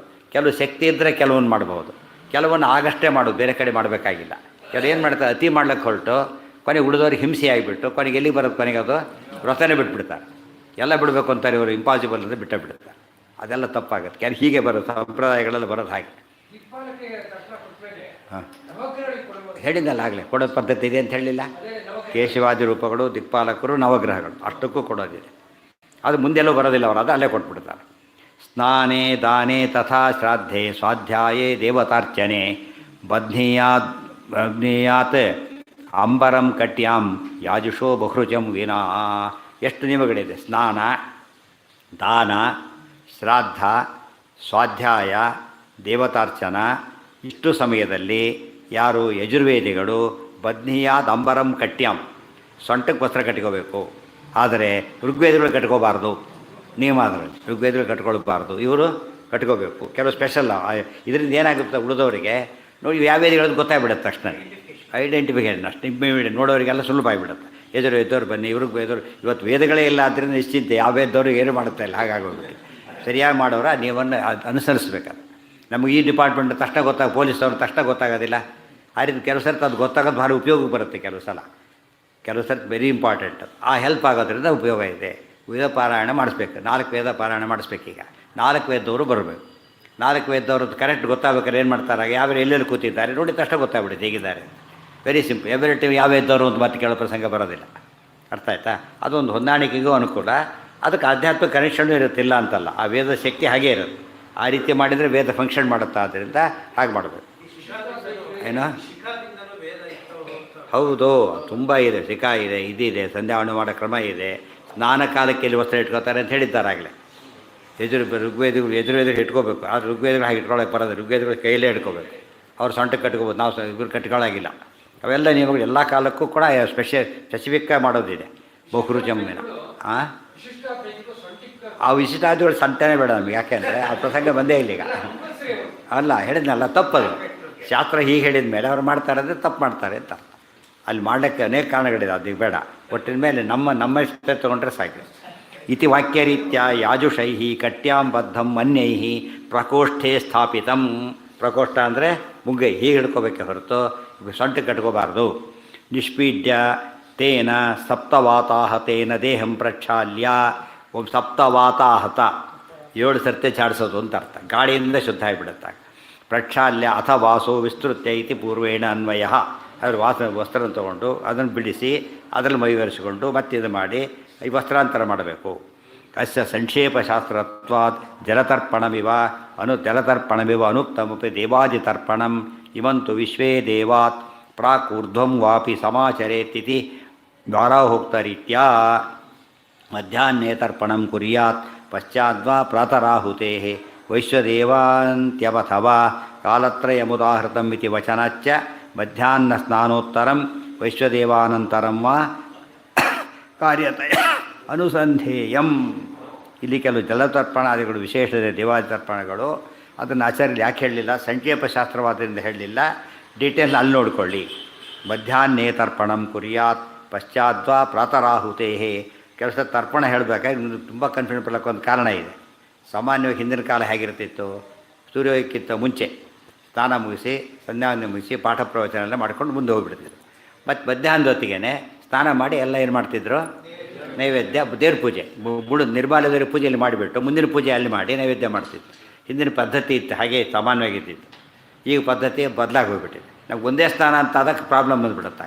ಮಧ್ಯಾಹ್ನ ಸ್ನಾನ ತರ್ಪಣ ಬೇರೆ ಇದೆ, ನಮಗೆ ಬೆಳಗ್ಗೆ ಇದೆ. ನಮಗೆಲ್ಲ ಒಂದೇ ಗೊತ್ತಿರೋದು ಯಾವುದೂ ಗೊತ್ತಿಲ್ಲ. ಅದರಿಂದಾಗಿಯೇ ಅಲ್ಲಿ ಹೇಳಿದಿಲ್ಲದೆ ಎಕ್ಸ್ಚೇಂಜ್ ಮಾಡ್ಕೊಂಡ್ಬಿಡ್ತಾರೆ. ಅದು ಎಲ್ಲಿ ತರ್ಪಣ ಕೊಟ್ಟು ಮಾಡಬೇಕು ಅಂತಾರೋ ಮಧ್ಯಾಹ್ನ ಕಾಲದಲ್ಲಿಗೆ ಈ ಬ್ರಹ್ಮೆ ಅಷ್ಟೊತ್ತಿಗೆ ಏನಾಗಿರುತ್ತೆ, ಈಗಾಗಲೇ ಬೆಳಗ್ಗೆಲ್ಲ ಮುಗಿದೋಗ್ಬಿಟ್ಟಿರುತ್ತೆ, ಜಪ ಎಲ್ಲ ಮುಗಿದೋಗ್ಬಿಟ್ಟಿರುತ್ತೆ. ಆದ್ದರಿಂದ ಹತ್ತಿರ ಬಂದಿರುತ್ತೆ. ಬ್ರಹ್ಮಯಜ್ಞ ಮಾಡಿ ಮುಂದೆ ಕೆಲಸ ಮಾಡ್ಕೊಂಡು ಮಧ್ಯಾಹ್ನ ಸಂಧ್ಯಾವನ್ನೇ ಬ್ರಹ್ಮಯಜ್ಞ ಇದನ್ನು ಮಾಡೋಕ್ಕೆ ಬರುತ್ತೆ. ಗೊತ್ತಾಯ್ತಾ? ಅದೆಲ್ಲ ತಿಳ್ಕೊಳ್ಳದೆ ಹೋದರೆ ಕನ್ಫ್ಯೂಷನ್ ಬರುತ್ತೆ. ಅದು ಮೂರು ನಮಗೆ ಎರಡು ಸ್ಥಾನದ ಕಾನ್ಸೆಪ್ಟೇ ಹೋಗ್ಬಿಟ್ಟಿದೆ ಈಗಾಗಲೇ. ಆಚಾರ್ಯ ಸ್ಪಷ್ಟ ಎರಡು ಸ್ಥಾನದ್ದು ಹೇಳ್ತಾರೆ. ಹೇಳ್ಬೇಕಾದ್ರೆ ಮೊದಲು ಹೇಳಿದ ತಕ್ಷಣ ಸ್ಮೃತ್ವ ವಿಷ್ಣು ಸಮುತ್ತಾಯ ಅಂತ ಹೇಳಿದ್ರೆ ಮಧ್ಯಾಹ್ನದೊಳಗೆ ಪುನಃ ಸ್ನಾನ ಮಾಡಿ ಪೂಜೆ ಮಾಡಬೇಕು. ಹಿಡಿತಾ? ಅದು ಫುಲ್ ಟೈಮ್ ಮಾಡಿದಾಗ. ಆದರೆ ಬೆಳಗ್ಗೆ ಒಂದೇ ಸ್ನಾನ ಮಾಡಿ ಎರಡು ಮಾಡಿದ್ರೆ ಮಾಡಿ ತಪ್ಪೇನೇ ಇಲ್ಲ. ಫುಲ್ ಹಿಂದಿನ ಕಾಲ ಅದೇ ಫುಲ್ ಟೈಮ್ ಆಗಿತ್ತು ವರ್ಕ್ ಅವರಿಗೆ ಮಾಡೋದಕ್ಕೆ ಬರೋದು. ಇವತ್ತು ಹಾಗಲ್ಲ. ನಮ್ಮದೇನಾಗಿದೆ ಈಗ, ಬ್ರಾಹ್ಮಣನೇ ಬೇರೆ ಕೆಲಸ ಇಲ್ಲ, ಕೆಲಸ ಮಾಡಬಾರ್ದು ಅಂತಲೇ ಇತ್ತು. ನಂಬರ್ 1 ಕೆಲಸ ಅಂದರೆ ಮಾಡಲೇಬಾರ್ದು ಅವರು, ಬ್ರಾಹ್ಮಣ ಹಾಗೇ ಇರಬೇಕು. ಆದ್ದರಿಂದ ಅವ್ರ ಕೆಲಸದ ರೀತಿಯೇ ಬೇರೆ ಇತ್ತು. ಈ ನಮ್ದು ಹಾಗಾಗಿಲ್ಲ. ಏನಾಗಿದೆ, ಕಲಿಯುಗನೇ ಆಪತ್ಕಾಲ. ಅದರಲ್ಲೂ ಬೆಂಗಳೂರತ್ತವರು ಇನ್ನೂ ಆಪತ್ಕಾಲ, ಅದರಲ್ಲೂ ಸಿಟಿ ಮಧ್ಯೆ ಇದ್ದರೆ ಭಾರಿ ಆಪತ್ಕಾಲ. ಅದಕ್ಕೆ ತಕ್ಕಂತೆ ಏನು ಮಾಡಬೇಕು, ಕೆಲವೆಲ್ಲ ಬದಲಾವಣೆ ಆಗುತ್ತೆ. ಶಾಸ್ತ್ರ ಒಪ್ಕೊಂಡಿದೆ ಅದನ್ನು. ಆದರೆ ಇಲ್ಲಿ ಮಾಡೋದನ್ನು ಪ್ರತ್ಯೇಕ ಅವಕಾಶ ಇದ್ದಾಗ ಮಾಡೋದಕ್ಕೆ ಅಪ್ಲೈ ಮಾಡ್ಕೋಬಾರ್ದು. ಮನೆಯಲ್ಲಿ ನೀರಿದೆ, ಬಿಸಿನೀರು ಸ್ನಾನ ಮಾಡಿದ, ಬೋರ್ವೆಲ್ ಮಾಡಿದೆ, ಯಾವುದೋ ಮಾಡಿದೆ. ಅದು ಮೊದಲು ಉಡುಪಿಗೆಲ್ಲ ಹೋದ ಕಾಲಕ್ಕೆ ಅಲ್ಲೇ ಮಾಡ್ತೇನೆ ತಪ್ಪಾಗುತ್ತೆ. ಯಾಕೆ, ನಿಮ್ಗೆ ಅವಕಾಶ ಇದೆ, ಹೋಗಿರೋದೇ ಅದಕ್ಕೋಸ್ಕರ. ಇವರೇ ಮಾಡಿದರೆ ಒಂದೇ ರೀತಿ ಬಿಟ್ಟೇ ಬಿಡ್ತಾರೆ. ಹಾಗೆಲ್ಲ ಮಾಡಬಾರ್ದು. ಆ ರೀತಿಯಾಗಿಯೇ ಕೆಲವು ಸಂಪ್ರದಾಯ ಭೇದ ಇತ್ಯಾದಿ ಬರಲಿಕ್ಕೆ ಕಾರಣ ನಾವು ಆಚಾರದಲ್ಲೇ ಸ್ವಲ್ಪ ಹೆಚ್ಚು ಕಡಿಮೆ ಆದಾಗ ಹೊಂದಾಣಿಕೆ ಮಾಡಲಿಕ್ಕಾಗದೆ ಅದನ್ನೆಲ್ಲ ಹೇಳ್ಕೊಂಡ್ಬಿಟ್ಟಿದ್ದಾರೆ. ಇತಿ ವಚರಾಚ ಮಧ್ಯಾಹ್ನ ಸ್ನಾನೋತ್ತರಂ ವೈಶ್ವದೇವಾನಂತರಂ ವಾ ಕಾರ್ಯತೆ ಅನುಸಂಧೇಯಂ. ಮಧ್ಯಾಹ್ನ ಸ್ನಾನ ಮಾಡೋದು ಒಂದು ಸ್ಟೇಜು. ಅಥವಾ ವೈಶ್ವವಾದಿನ ಮುಗಿಸಿದ ಮೇಲೆ ಕೊನೆಗೆ ತರ್ಪಣ ಕೊಡೋದು, ಪಿತೃತರ್ಪಣ, ಅವೆಲ್ಲ ಅಲ್ಲಿ ಬರುತ್ತೆ. ದೇವ ಋಷಿ ಆಚಾರ್ಯ ಪಿತೃತರ್ಪಣ ಬರೋದು. ಆ ತರ್ಪಣ ಈ ತರ್ಪಣ ಬಿಟ್ಬಿಟ್ಟು ಬರೀ ತರ್ಪಣ ಅಂತಾದಾಗ ಕನ್ಫ್ಯೂಷನ್ ಕ್ರಿಯೇಟ್ ಆಗುತ್ತೆ. ಯಾವ ಸ್ಟೇಜಲ್ಲಿ ತರ್ಪಣ, ಅರ್ಥ ಆಯ್ತಾ? ಅದು ಮತ್ತು ತರ್ಪಣ ದಿವಸ ಕೊಡಬೇಕು, ಅದು ಏಕಾಶಿ ಕೊಡಬೇಕು ಅಂತಿಲ್ವಲ್ಲ. ಏಕಾಶಿ ಯಾವುದೂ ಇಲ್ಲ. ಯಾತಕ್ಕೆ, ದಿವಸದ ಅಪ್ಲೈ ಮಾಡಬಾರ್ದಾಗ. ಏಕಾಶಿ ಹೊರತಾಗಿ ಬೇರೆ ಕೇಸ್ ಇದೆ. ಆಗ ನಿತ್ಯ ಮಾಡಿ ಅಂತ ಆಚಾರ ಹೇಳಿಬಿಟ್ಟಿದ್ದಾರೆ, ಏಕಾಶಿನೂ ಮಾಡಿಬಿಟ್ಟ ಕೊನೆಗೆ. ನಿತ್ಯ ಮಾಡಿ ಅಂತ ಆಚಾರ ಹೇಳಿದ್ದಾರೆ. ಅದೇ ಆಚಾರ ಏನು ಹೇಳಿದ್ದಾರೆ, ಏಕಾಶಿ ಮಾಡಬೇಡಿ. ಅದನ್ನು ನೋಡಲಿಲ್ಲ, ಏನು ಮಾಡಿಬಿಟ್ಟ ಇವನು, ಒಂದೇ ವಾಕ್ಯ ಗಟ್ಟಿ ಇಟ್ಕೊಂಡ್ಬಿಟ್ಟ ನಡೆಯುತ್ತೆ. ಅದಕ್ಕೆಲ್ಲ ನೋಡಬೇಕು, ಸರ್ವ ಪೂರ್ತಿ ನೋಡಿದ ಒಂದು ಯಾವುದು ಪುಸ್ತಕ ಕೊಟ್ಟ ಮೇಲೆ ಪೂರ್ತಿ ಓದ್ದೆ ಏನು ಮಾಡೋಂಗಿಲ್ಲ, ವಿಮರ್ಶೆ ಮಾಡೋಂಗಿಲ್ಲ. ಅರ್ಧ ಓದಿ, ಇನ್ನು ಅರ್ಧ ಓದಿದ್ದೇನೆ ಪೂರ್ತಿ ಓದಿ ಹೇಳ್ತೇನೆ ಅಂತ ಹೇಳ್ತಾರೆ. ಅದು ನಿಜವಾದ ಪದ್ಧತಿ. ಅದು ಇಲ್ಲದೆ ಹೋದರೆ ಏನಾಗುತ್ತೆ, ಅದು ರಾಂಗ್ ಜಡ್ಜ್ಮೆಂಟ್ ಆಗಿ ಉತ್ತರ ಮುಂದಿರುತ್ತದು. ಮಧ್ವೀಜೇನ ಸುಮ್ಮನೆ ಓದ್ದೆ ಹೇಳಿಲ್ಲ, ವಿಶ್ವಮಿಥ್ಯಾ ವಿವರಗುಣವಾನ್ ಆಸ್ತನ ನಾತ್ಯಭೇದ. ಈ ಮಧ್ವೀಜದಲ್ಲಿದೆ ಅಂದಮೇಲೆ ವಿಶ್ವಮಿಥ್ಯಾ ಅಂಬ ನಿತ್ಯ ಸತ್ಯ. ಮಧ್ವೀಜನೇ ಹೇಳಿದೆ ವಿಶ್ವಮಿಥ್ಯಾ ವಿಭುರಗುಣವಾನ್ ಬ್ರಹ್ಮ ನಿರ್ಗುಣ ಆತ್ಮನಾಂ ನಾಸ್ತಿ ಭೇದ, ಜೀವೇಶ ಭೇದ ಇಲ್ಲ. ಮಧ್ವೀಜದ ಮಾತಿದು ಮುಗಿದೋಯ್ತು ಕತೆ. ಹಿಂದಿಲ್ಲ ಮುಂದಿಲ್ಲ, ಓದಲೇ ಇಲ್ಲ. ಇದು ದೈತ್ಯ ಇತ್ತ ಮುಂದೆ ಕೂತ್ಕೊಂಡು ದೈತ್ಯರಿಗೆ ಹೇಳ್ತಾರೆ ಅಂತಿದೆ. ಆ ವಾಕ್ಯ ಬಿಟ್ಟುಬಿಟ್ಟ. ಎಷ್ಟೊಂದು ಹೇಳ್ತಾರೆ ನಿಮಗೆ ಬುದ್ಧಿ ಇಲ್ಲಂತೆ, ಸಿಡಿ ಹೊಡಿಲಕ್ಕೆ ಹೋದ ಅಂತ ಅವ್ರು ಹೇಳಿದರು. ಅವಾಗ ಏನಾಯಿತು, ಅವ್ರು ಹೊಡಿದು ಅವ್ರು ಹೊಡಿಯೋಕೆ ಹೋಗ್ತಾರೆ. ಇವ್ರನ್ನ ಅಪ್ರಿಷಿಯೇಟ್ ಮಾಡ್ತಾರೆ, ಸರಿಯಾಗಿ ಹೇಳಿದ್ದೀನಿ ನೀನು, ಗುಡ್, ಇದನ್ನು ಗೊತ್ತಿದ್ದು ಮೋಸ ಮಾಡಿಬಿಟ್ಟದಾನೆ ಅಂತೇಳಿ. ಇವು ಹೇಳಿದವ್ರು ಹೊಡಿಲೇ ಇಲ್ಲ. ಯಾಕೆ, ಅವನು ಹೇಳಿದ ಅಂತ ಹೇಳಿದ್ರಿಲ್ಲ. ಅದು ಬಿಟ್ಬಿಟ್ಟು ಹಾಗೆ ಅಕಸ್ಮಾತ್ ಅವ್ನು ಹೇಳೋದು ಬಿಟ್ಬಿಟ್ಟು ಅಂದರೆ ಪಂಜಿತ ಆಗೋಗುತ್ತೆ. ಆಮೇಲೆ ಹೇಳಿದ ಅವ್ರು ಹೇಳಿದ್ರು ನಾನು ಹೇಳಿಲ್ಲ ಅಂತೇಳಿ ಅಷ್ಟೊತ್ತು ಏಟು ಬಿದ್ದಾಗಿರುತ್ತೆ ಇವನಿಗೆ. ಏನ ಇಲ್ಲ ಬ್ರಹ್ಮಯಜ್ಞ ಮಾಡಾಗಿ ಬ್ರಹ್ಮಯಜ್ಞ ಅವಶ್ಯ ಯಾವುದೂ ಇಲ್ಲ. ಕೃಷ್ಣಾಷ್ಟಮಿನೂ ಇಲ್ಲ. ಅದು ವಿಷ್ಣು ಪಂಚಕ ದಿವಸ ಇದೆ. ವಿಷ್ಣು ಪಂಚಕ ಇವನಷ್ಟೇ ಮಾಡೋ ಉಪವಾಸ ಆದ್ದರಿಂದ ಅವ್ರು ಮಾಡಲೇಬೇಕು. ಅವತ್ತು ನೈವೇದ್ಯನೂ ಇದೆ. ಏಕಾದಶಿ ಯಾವುದೂ ಇಲ್ಲ. ಯಾಕೆಂದರೆ ಎಲ್ಲರಿಗೂ ಕಾಮನ್ ಆಗಿರೋದು. ಇಲ್ಲ ಕೇಶವ ತರ್ಪಣನೂ ಇಲ್ಲ. ಕೇಶವಾದಿ ತರ್ಪಣ ಅಂದರೆ 2 ಭಾಗ ಇದೆ. ಬರೀ ಕೇಶವಾದಿ ರೂಪಗಳಿಗೆ ಕೊಟ್ಟು 12 ಕೊಟ್ಟರೆ ತಪ್ಪಿಲ್ಲ. ಯಾತಕ್ಕೆ, ದೇವರಿಗೆ ಅದು ನಾರಾಯಣ ಮಂತ್ರಕ್ಕೆ ತರ್ಪಣ ಇದೆ, ಗೊತ್ತಾಯ್ತಾ. ಆದರೆ ಈ ಸೂರ್ಯಾರ್ಘ್ಯ ಒಂದೇ ಇದೆ. ಮುಂದೆ ಯಾವುದಿಲ್ಲ. ಇನ್ನು ನವಗ್ರಹ ತರ್ಪಣ ಅವೆಲ್ಲ ಇಲ್ಲ. ಅವತ್ತು ಏಕಾದಶಿ ಯಾವ ತರ್ಪಣ ಕೇಶವಾದಿ ರೂಪಗಳಿಗೆ ಕೊಡ್ಬೋದು. ದೇವರಿಗೆ ಏನಿಲ್ಲ ಇಲ್ಲ ಅವೆಲ್ಲ. ಅದೇ ಅಲ್ಲಿ ಪೂರ್ತಿ ಅಲ್ಲ, ಮೊದಲ ಲೈನ್ ಪೂರ್ತಿ ಪೂರ್ವಪಕ್ಷ, ನೆಕ್ಸ್ಟ್ ಲೈನ್ ಸಿದ್ಧಾಂತ. ದೈತ್ಯ ಇತ್ತಂ ಅಲ್ಲೇ ಉತ್ತಮ. ಅದೇ ಪುರಾಣಗಳಿರೋದು ಹಾಗೇನೆ. ಶಿವಸರ್ವತ್ವ ಅಂತ ಹೇಳಿದ್ರೆ ಈಗೆಲ್ಲ ಹೇಳ್ತಾರೆ, ಇದು ಡೀಟೇಲ್ ಆಗಿ ಹೇಳಿ ಅದು ಸರಿ ಅಲ್ಲ ಅಂತೂ ಅಲ್ಲೇ ಹೇಳ್ಬಿಡ್ತಾರೆ ಕೊನೆಗೆ. ಇವರು ಅದನ್ನು ಓದೋದಿಲ್ಲ. ಇಷ್ಟೊಂದು ಜಾಸ್ತಿ ಬಂದಿದೆಯಲ್ಲ ಇದೇ ಸರಿ ಅಂದ್ಬಿಡ್ತಾರೆ. ಎಷ್ಟೊತ್ತಿ ಕೆಲಸ ನಾಸ್ತಿಕೆ ಖಂಡನೆ ಅಂತ ಉಪನ್ಯಾಸ ವಿಷಯ ಕೊಟ್ಟಿರ್ತೀವಿ ಅಂತ ತಿಳ್ಕೊಂಬೋಣ. ನಾಸ್ತಿಕೆ ಮತ ಖಂಡನೆ ಮಾಡಬೇಕು ಅಂತೇಳಿ ಉಪನ್ಯಾಸಗಳು ಏನು ಮಾಡಿಬಿಡ್ತಾರೆ, 1 ಗಂಟೆ ಟೈಮ್ ಕೊಟ್ಟಿರ್ತಾರೆ. 45 ನಿಮಿಷ ಪೂರ್ವಪಕ್ಷ ಹೇಳ್ತಾರೆ. ಟೈಮ್ ಆಯಿತು ಅಂತ ಬಿಟ್ಬಿಡ್ತಾರೆ. ಕೊಡಿ ಕೇಳಿದವ್ರಿಗೆ ಏನಾಗುತ್ತೆ, ಇದೆ ಎಷ್ಟೋ ದೂರಕ್ಕೆ 90 ಸಲ ಹಾಗೆ ಆಗಿರೋದು. ಬಟ್ ಡೀಟೇಲಾಗಿ ಹೇಳ್ಬಿಡೋದು. ನಾನು ಕೇಳಿದ್ರೆ ಕನ್ವಿನ್ಸ್ ಆಗೋಗ್ಬಿಟ್ಟಿರುತ್ತೆ ಅಷ್ಟೊತ್ತಿಗೆ. ಯಾರು ಪೂರ್ವಪಕ್ಷ ಪೂರ್ವಪಕ್ಷನೇ ಸರಿಯಾಗಿ ಬರೀತಾ ಆಗಿಬಿಡುತ್ತೆ. ಉತ್ತರಕ್ಕೆ ಟೈಮ್ ಹೇಳೋದೇ ಇಲ್ಲ, ಅದರಿಂದಾಗಿಯೇ ಕೊನೆಗೆ ಅದು ಪೂರ್ವಪಕ್ಷ ಗಟ್ಟಿಯಾಗಿ ಮನೆಗೆ ಹೋಗ್ಬಿಡ್ತಾರೆ. ಹಾಗೆ ಮಾಡಬಾರ್ದು. ಯಾವಾಗಲೂ ಕೂಡ ನೋಡ್ಕೋಬೇಕು ಟೈಮ್ನ. ತನಗೆ ಕೊಟ್ಟಿರೋ ಟೈಮ್ ಇಷ್ಟಿದೆ, ಆ ಟೈಮ್ನೊಳಗೆ ನಾವು ಉತ್ತರ ಕೊಡಬೇಕು. ಉತ್ತರ ಪ್ರಧಾನ. ಈಗ ನಾಸ್ತಿಕೆ ಮತ್ತು ಹೆಚ್ಚು ಕಡಿಮೆ ರಫ್ಲಿ ಗೊತ್ತಿರುತ್ತೆ, ಸಿಸ್ಟಮೆಟಿಕ್ ಪ್ರೆಸೆಂಟ್ ಮಾಡಿಬಿಟ್ಟು ಉತ್ತರ ಗೊತ್ತಿರೋದಿಲ್ಲ ಆದರೆ ನೀಟಾಗಿ ಹೇಳಬೇಕು. ಹಾಗೆ ಉಲ್ಟಾ ಪಾಠ ಮಾಡಿಬಿಟ್ಟಾಗ ಉದ್ದೇಶನೇ ಫೇಲ್ ಆಗಿಬಿಡೋದು. ಏನೋ ಮಾಡ್ಲಿಕ್ಕೆ ಕೊನೆಗೆ ಏನೋ ಮಾಡ್ಕೊಂಡಾಗ. ಸಂಧ್ಯಾತ್ರಯಂ ಕರ್ತವ್ಯಂ. ಈಗ ಒಂದು ಕೆಲವು ಪ್ರಶ್ನೆ ಬಂತು. ಆಚಾರ್ಯರು ಹೇಳಬೇಕು ಸಂಧ್ಯಾವಂದ್ಯ ಬಗ್ಗೆ ಹೇಳಬೇಕಾದ್ರೆ ಪ್ರಾತಃ ಸಂಧ್ಯಾ ಸಾಯಂ ಸಂಧ್ಯಾ ಮಧ್ಯಾಹ್ನ ಹೇಳಲೇ ಇಲ್ಲ. ಅದಕ್ಕೇನು ಮಾಡ್ತಾರೆ, ನಾನು ಸದಾ ಸ್ವೀಕಾರ ಮಾಡ್ತೀನಿ, ಆಚಾರ್ಯ ಹೇಳ್ದಾಗ ಕೇಳ್ತೀನಿ, ಮಧ್ಯಾಹ್ನ ಸಂಧ್ಯಾ ಮಾಡೋದೇ ಇಲ್ಲ. ಮಾಡೋದಿಲ್ಲ ಕೆಲವರು, ಗೊತ್ತಾಯ್ತಾ? ಇಲ್ಲ ಅದು ಆರ್ಗ್ಯೂ ಮಾಡ್ತಾರೆ. ಎಷ್ಟೋ ಶಿಷ್ಯರು ಬಿಡಿಸಿಬಿಟ್ಟಿದ್ದಾರೆ ಕೂಡ, ನೀವು ಮಾಡಬೇಕಾಗಿಲ್ಲ ಅಂತ ತುಂಬ ಜನ ಇದ್ದಾರೆ ಆ ಥರ. ಅದಕ್ಕೆ ಹೇಳ್ತಾರೆ 3 ಸಂಧ್ಯಾವಂದನೂ ಮಾಡಬೇಕು. ಸಂಧ್ಯಾತ್ರಯಂತು ಕರ್ತವ್ಯಂ ದ್ವಿಜೇನ ಆತ್ಮವಿದಾ ಸದಾ. ಸಂಧ್ಯಾವನ್ನೇ 3 ಸತ್ಯನೂ ಮಾಡಬೇಕು. ಆಹಾರಹ ಅಂದರೆ ಏನರ್ಥ? ಹಗಲು ಅಂತ ಅರ್ಥ ಅಲ್ಲ, ಅದಕ್ಕೆ ಪ್ರತಿದಿನ ಅಂತ ಅರ್ಥ. ಪ್ರತಿದಿನ ಅಂತ ಅರ್ಥ. ಅವನು ದಿನ ಸುಳ್ಳು ಹೇಳ್ತಾನೆ, ರಾತ್ರಿ ಸತ್ಯ ಹೇಳ್ತಾನೆ ಅಂತ ಅರ್ಥನ? ದಿನ ಸುಳ್ಳು ಹೇಳ್ತಾನೆ ಅಂದರೆ ಯಾವಾಗಲೂ ರಾತ್ರಿ ಸೇರಿಕೊಂಡು. ಕೆಲವು ಶಬ್ದಕ್ಕೆ ದಿನ ಅಂದರೆ ಡೇ ಟೈಮ್ ಅಂತ ಅರ್ಥ, ಕೆಲವಕ್ಕೆ ದಿನ ಅಂದರೆ ಹೋಲ್ ಡೇ ಅಂತ ಅರ್ಥ. ಪ್ರತಿದಿನ ಮನೆಗೆ ಬರ್ತಾನೆ, ಹೋಲ್ ಡೇ ಅಪ್ಲೈ ಆಗುತ್ತೆ. ಮತ್ತು ದಿನ ಅಂತ ಅಷ್ಟೇ ಹೇಳಿದಾಗ ಕೆಲವು ಸಲ ಏನಾಗುತ್ತೆ, ಅಲ್ಲಿಗೆ ಹಗಲು ಮಾತ್ರ ಅಂತಾಗುತ್ತೆ. ಅರ್ಥ ಆಯ್ತು ಈಗ? ಸೊ ಅಹರಹ ಅಂದರೆ ಎವ್ರಿ ಡೇ ಅಂತ ಅರ್ಥ. ಎವ್ರಿ ಡೇ ಸಂಧ್ಯಾನ ಮಾಡಬೇಕು ಅಂತ ಅರ್ಥನೇ ಹೊರತು ಪ್ರತಿ ಹಗಲು ಸಂಧ್ಯಾನ ಮಾಡಬೇಕು. ಅವ್ರ ಪ್ರಕಾರ ಪ್ರಾತಃ ಸಂಧ್ಯಾ ಎರಡೂ ಕ್ಯಾನ್ಸಲ್, ಮಧ್ಯಾಹ್ನ ಸಂಧ್ಯಾ ಒಂದೇ ಬರುತ್ತೆ. ಆ ಅರ್ಥ ಅಲ್ಲ. ಅಹ ಶಬ್ದಕ್ಕೆ ಹಗಲು ಅಂತ ಅರ್ಥ ಅಲ್ಲ. ಏನರ್ಥ? ದಿನ ಅಂತ ಅರ್ಥ, ಹೋಲ್ ಡೇ. ಸಂಧ್ಯಾತ್ರಯಂತು ಕರ್ತವ್ಯಂ ದ್ವಿಜೇನ ಆತ್ಮವಿದಾ ಸದಾ. ತಿಳಿದ ಮನುಷ್ಯ, ಆತ್ಮವಿದ ಬ್ರಹ್ಮಜ್ಞಾನಿಯಾದಂಥ ಬ್ರಾಹ್ಮಣ 3 ಸಂಧ್ಯಾವಂದನೆ ಮಾಡಬೇಕು. ಗಾಯತ್ರಿ ನಾಮ ಪೂರ್ವಿ ಸ್ಯಾತ್ ಸಾವಿತ್ರಿ ಮಧ್ಯಮೇ ದಿನೇ ಸರಸ್ವತಿ ಚ ಸಾಯಾಹ್ನೇ ಶೈವ ಸಂಧ್ಯಾತಿ ಸುಸ್ಮೃತ. ಅದಕ್ಕೆ ಹೇಳ್ಬಿಟ್ಟಿದ್ದಾರೆ. ಗಾಯತ್ರಿ, ಸಾವಿತ್ರಿ, ಸರಸ್ವತಿ ಅಂತ 3 ರೂಪದ ಪರಮಾತ್ಮನ ಆರಾಧನೆ ಮಾಡಬೇಕು ಅಂತ ಹೇಳಿರೋದ್ರಿಂದ ಎರಡೇ ಮಾಡಿದರೆ ಒಂದು ರೂಪ ಹೋಯ್ತಲ್ಲ ಅಲ್ಲಿಗೆ. ಅದೇ 3 ಮಾಡಬೇಕು ಅಂತ ಅರ್ಥ. ಗಾಯತ್ರಿ ತು ಭವೇತ್ ರಕ್ತ ಸಾವಿತ್ರಿ ಶುಕ್ಲವರ್ಣಿಕಾ. ಗಾಯತ್ರಿಯ ಬಣ್ಣ ಕೆಂಪು, ಸಾವಿತ್ರಿ ಶುಕ್ಲವರ್ಣಿಕಾ, ಸಾವಿತ್ರಿ ರೂಪ ಬಿಳಿದು. ಆಮೇಲೆ ಸರಸ್ವತಿ ತಥಾ ಕೃಷ್ಣ, ಸರಸ್ವತಿ ರೂಪ ಕಪ್ಪು. ಕೃಷ್ಣ ಉಪಾಸ್ಯ ವರ್ಣಭೇದತಃ. 3 ಸಂಧ್ಯಾವಂದ್ಯ ಕಾಲಕ್ಕೂ ಭಗವದ್ ರೂಪದ ಧ್ಯಾಯೇ ಸದಾ ಸವಿತೃಮಂಡಲ ಮಧ್ಯವರ್ತಿ ನಾರಾಯಣ ಅಂತಲ್ಲ, ಅಲ್ಲಿ ಬಣ್ಣ ಹೀಗೆ ಚಿಂತನೆ ಮಾಡಬೇಕು. ವ್ಯತ್ಯಾಸ ಇರೋದರಿಂದ ಗಾಯತ್ರಿ, ಸಾವಿತ್ರಿ, ಸರಸ್ವತಿ ವ್ಯತ್ಯಾಸ ಇರೋದರಿಂದ 3 ಸಂಧ್ಯಾವಂದ್ಯ ಮಾಡಿದಾಗಲೇ ಇಲ್ದ್ರೆ ಸರಿ ಹೋಗೋದಿಲ್ಲ. ಅದು ಪ್ರತಿಗ್ರಹಾನ್ನ ದೋಷಾತ್ತು ಪಾತಕಾದುಪಪಾತಕಾತ್ ಗಾಯತ್ರಿ ಪ್ರೋಚ್ಯತೆ ಯಸ್ಮಾತ್ ಗಾಯಂತಂ ತ್ರಾಯತೆ ಯತಃ. ನಮಗೆ 3 ದೋಷ ಇದೆ. 3 ಸಂಧ್ಯಾವಂದನೆ ಮಾಡಿ 3 ದೋಷ ಪರಿಹಾರ ಆಗುತ್ತೆ. 3 ದೋಷ ಇದೆ, ಅದಕ್ಕೋಸ್ಕರ 3 ಸಂಧ್ಯಾವಂದನೆ ಮಾಡಬೇಕು. ಏನದು? ಪ್ರತಿಗ್ರಹಾತ್, ಅನ್ನದೋಷಾತ್, ಪಾತಕಾತ್, ಉಪಪಾತಕಾತ್. ಪ್ರತಿಗ್ರಹ ಮತ್ತು ಅನ್ನದೋಷ ಇದು 1 ಯೂನಿಟ್ ಇದು. ಆಮೇಲೆ ಪಾತಕ, ಉಪಪಾತಕ, ಅದು ಸೇರಿ 3 ಆಯಿತು ಅಲ್ಲಿಗೆ. ಪ್ರತಿಗ್ರಹ, ಅನ್ನದೋಷ. ನಾವು ಮಧ್ಯಾಹ್ನ ಸಂಧ್ಯಾನ ಮಂತ್ರ ಹೇಳೋದು ಹಾಗೆ, ಅಸತಾಂ ಪ್ರತಿಗ್ರಹಂ ಸ್ವಾಹ. ನಾವು ಕೆಟ್ಟವರಿಂದ ಏನಾದರೂ ದಾನ ಇಸ್ಕೊಂಡಿದ್ದರೆ ಆ ಪಾಪ ಮಧ್ಯಾಹ್ನ ಸಂಧ್ಯಾನ ಪಾಪ ಆಗುತ್ತೆ. ಅದೇ ರೀತಿ ಕೆಟ್ಟನ್ನು ತಿಂದಿದ್ದರೆ ಅದು ಪರಿಹಾರ ಆಗುತ್ತೆ ಅಂತ ಹೇಳೋದ್ರಿಂದ ಅದೆಲ್ಲ ಬರುತ್ತೆ. ಅದೆಲ್ಲ ತಿಂದಿದ್ದೆಲ್ಲ ಹೋಗ್ಬಿಡೋದು. ಗಾಯತ್ರಿ ಪ್ರೋಚ್ಯತೆ ಯಸ್ಮಾತ್ ಗಾಯಂತಂ ತ್ರಾಯತೆ. ಯಾವ ರೀತಿ ಸಂಧ್ಯಾವಂದನೆ ಮಾಡ್ತಾರೋ ಅವ್ರನ್ನ ಕಾಪಾಡೋದರಿಂದ 3 ಹೊತ್ತು ಮಾಡಬೇಕು. ಸವಿತೃದ್ಯೋತನಾಚ್ಚೈವ ಸಾವಿತ್ರಿ ಪರಿಕೀರ್ತಿತ. ಇದು ಸಾವಿತ್ರಿ ಅಂದರೆ ಒಬ್ಬ ಸ್ತ್ರೀ, ಸರಸ್ವತಿ ಒಬ್ಬ ಬ್ರಹ್ಮಪತ್ನಿ, ಹೀಗೆಲ್ಲ ತಿಳ್ಕೊಂಡ್ಬಿಡಬೇಡಿ. ಗಾಯತ್ರಿ, ಸಾವಿತ್ರಿ, 3 ದೇವರ ಹೆಸರೇನೆ, 3 ನಾರಾಯಣ ಹೆಸರೇನೆ. ಸ್ತ್ರೀಲಿಂಗನೂ ಇದೆ, ಅರ್ಥನೂ ಇದೆ. ಸವಿತೃದ್ಯೋತನಾಚ್ಚೈವ ಸಾವಿತ್ರಿ ಪರಿಕೀರ್ತಿತ. ಸೂರ್ಯನಿಗೆ ಬೆಳಕು ಕೊಡೋದರಿಂದ ಸಾವಿತ್ರಿ ಅಂತ ದೇವ್ರ ಹೆಸರು. ಸೂರ್ಯನಿಗೆ ಬೆಳಕು ಕೊಡೋದರಿಂದ ಸವಿತೃ ಸೂರ್ಯ, ಸೂರ್ಯನಿಗೆ ಬೆಳಕು ಕೊಡೋದರಿಂದ ಗಾಯತ್ರಿಗೆ, ದೇವರಿಗೆ ಸಾವಿತ್ರಿ ಅಂತ ಹೆಸರಿದೆ. ಜಗತಃ ಪ್ರಸವಿತ್ರಿ ವಾಗ್ರೂಪತ್ವಾತ್ ಸರಸ್ವತಿ. ಜಗತಃ ಪ್ರಸವಿತ್ರಿ, ಜಗತ್ತನ್ನು ಸೃಷ್ಟಿ ಮಾಡ್ತಾನಾದ್ದರಿಂದ ಕೂಡ ಸಾವಿತ್ರಿ ಅಂತ ಹೆಸರಿದೆ. ಮತ್ತು ವಾಗ್ರೂಪವಾಗಿದ್ದಕ್ಕೆ ಸರಸ್ವತಿ ಅಂತ ಕರೀತಾರೆ. ಗೃಹೇತು ಏಕಗುರುಣ ಸಂಧ್ಯಾ ಗೋಷ್ಠೇ ದಶಗುಣ ಸ್ಮೃತ. ಈ ರೀತಿ ಹೇಳಿಬಿಟ್ಟು ಜಗತಃ ಸಾವಿತ್ರಿ, ಆಮೇಲೆ ಸವಿತೃ ದ್ಯೋತನಾಥ್, ಜಗತಃ ಪ್ರಸವಿತ್ರಿ, ಆಮೇಲೆ ಗಾಯತ್ರಿ, ಸಾವಿತ್ರಿ, ಜಗತಃ ಪ್ರಸವಿತ್ರಿ, ಸರಸ್ವತಿ ವಾಗ್ರೂಪ. ಈಗ 3 ರೀತಿ ಹೇಳಿರೋದ್ರಿಂದ ಯೋಚನೆ ಇಲ್ಲ. ಇನ್ನೊಂದು, ಸಂಧ್ಯಾವಂದನೆ ಎಲ್ಲಿ ಮಾಡಬೇಕು ಅಂತ ಪ್ರಶ್ನೆ. ಸಂಧ್ಯಾವಂದನೆ ಎಲ್ಲಿ ಮಾಡಬೇಕು? ಗೃಹೇತು ಏಕಗುಣ ಸಂಧ್ಯಾ. ನಮ್ಮ ಮನೆಯಲ್ಲಿ ಇದ್ದ ಮನೆಯಲ್ಲಿ ಮಾಡಿದರೆ ಸಂಧ್ಯಾವಂದನೆ ಮಾಡಿದಷ್ಟು ಪುಣ್ಯ ಬರುತ್ತೆ. ಗೋಷ್ಠೇ ದಶಗುಣ ಸ್ಮೃತ.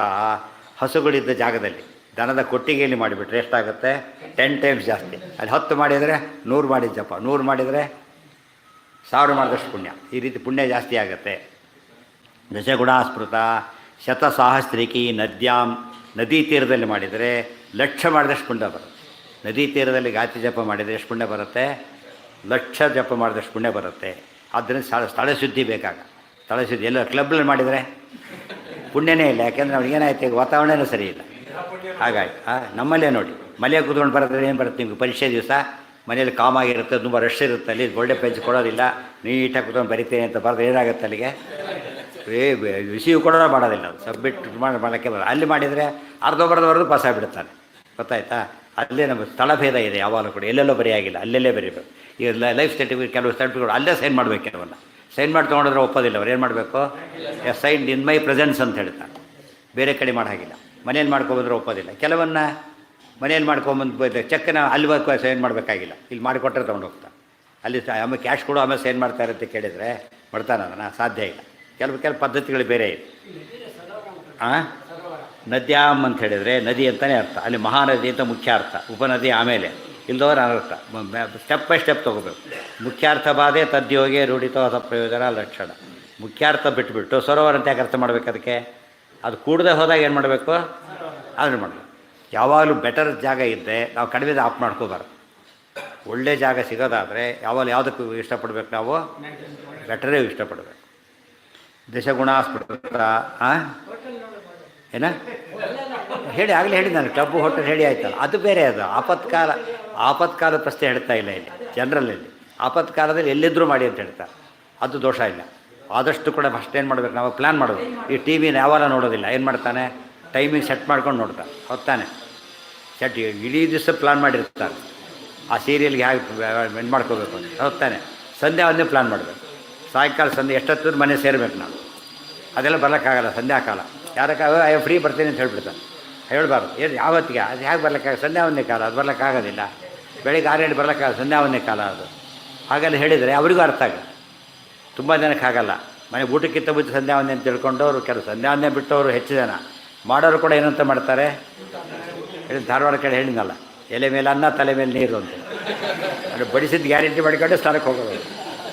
ಅಷ್ಟರೊಳಗೆ ಅವ್ರು ಏನು ಮಾಡ್ಬೋದು? ಸ್ನಾನ, ಪೂಜೆ, ಸಂಧ್ಯಾ, ಗೋವಿಲ್ಲ ಎಲ್ಲ ಏನಲ್ಲಿಗೆ ಈ ಮಾಡ್ಕೊಂಡು ಕೂತ್ಕೊಂಡ್ಬಿಡ್ತಾರೆ. ಆಯಿತು, ಮಾಡೋರು ಅಷ್ಟೇ, ಬಿಟ್ಟವ್ರದ್ದು ಅದೂ ಇಲ್ಲ. ಬಹಿಸ್ಸಂಧ್ಯಾ ದಶಗುಣ, ಅದು ತಮಾಷೆಗೆ ಹೇಳಿದ ಮಾತು ಹ್ಯಾಕ್ಟ್ ಆಗಿಬಿಡುತ್ತೆ ಬರ್ತಾ ಬರ್ತಾ. ಅನಂತ ವಿಷ್ಣು ಸನ್ನಿಧವು. ಇನ್ನು ವಿಷ್ಣು ಸನ್ನಿಧಿ ಅಂದ್ರೇನು? ದೇವರ ಸನ್ನಿಧಾನ ಕೂತ್ಕೊಂಡ್ಬಿಡಿ. ಎಲ್ಲಿ? ದೇವ್ರ ವಿಗ್ರಹ ಎದುರಿಗೆ ಕೂತ್ಕೊಂಡ್ಬಿಟ್ಟಿದೆ, ಒಳ್ಳೆ ಜಾಗ ಸಿಕ್ತು ಅಂತೇಳಿ. ಸಾರಿಗೆ ನಿತ್ಯ ಮನೆಯಲ್ಲಿ ದೇವ್ರ ಮನೆಯಲ್ಲಿ ಮಾಡ್ತಾನೆ. ವಿಷ್ಣು ಸನ್ನಿಧಿ ಆಯ್ತಲ್ಲ. ಬರೀ ಮನೆಯಲ್ಲಿ ಮಾಡ್ದ, ವರಾಂಡದಲ್ಲಿ ಮಾಡ್ದ ಬೇರೆ, ಹಾಲಲ್ಲಿ ಮಾಡ್ದ ಬೇರೆ, ಆಮೇಲೆ ದೇವ್ರ ಹತ್ರ ದೇವ್ರ ಮನೆ ಹತ್ರ ಮಾಡ್ದ ಬೇರೆ. ಬರೀ ದೇವ್ರ ಮುಂದೆ ಕೂತ್ಕೊಂಡು ಮಾಡ್ದ ನಂಬರ್ 1 ಅದು. ಶ್ರಾದ್ದಾದಿಗಳು ಮಾಡಬೇಕಾದ್ರೂ ಕೂಡ ದೇವ್ರ ಪೆಟ್ಟಿಗೆ ಇಟ್ಕೊಂಡಿರ್ಬೇಕು ಮುಂದೆ. ಸಾಲಿಗ್ರಾಮ ವೈಷ್ಣವ ಸನ್ನಿಧವು ಅಂತಲೇ ಇರೋದು. ಅದಿದ್ದರೆ ಅಲ್ಲಿ ಓಪನ್ ಮಾಡಬೇಕಾಗಿಲ್ಲ, ಸನ್ನಿಧಾನ ಇಟ್ಟರೆ ಸಾಕು.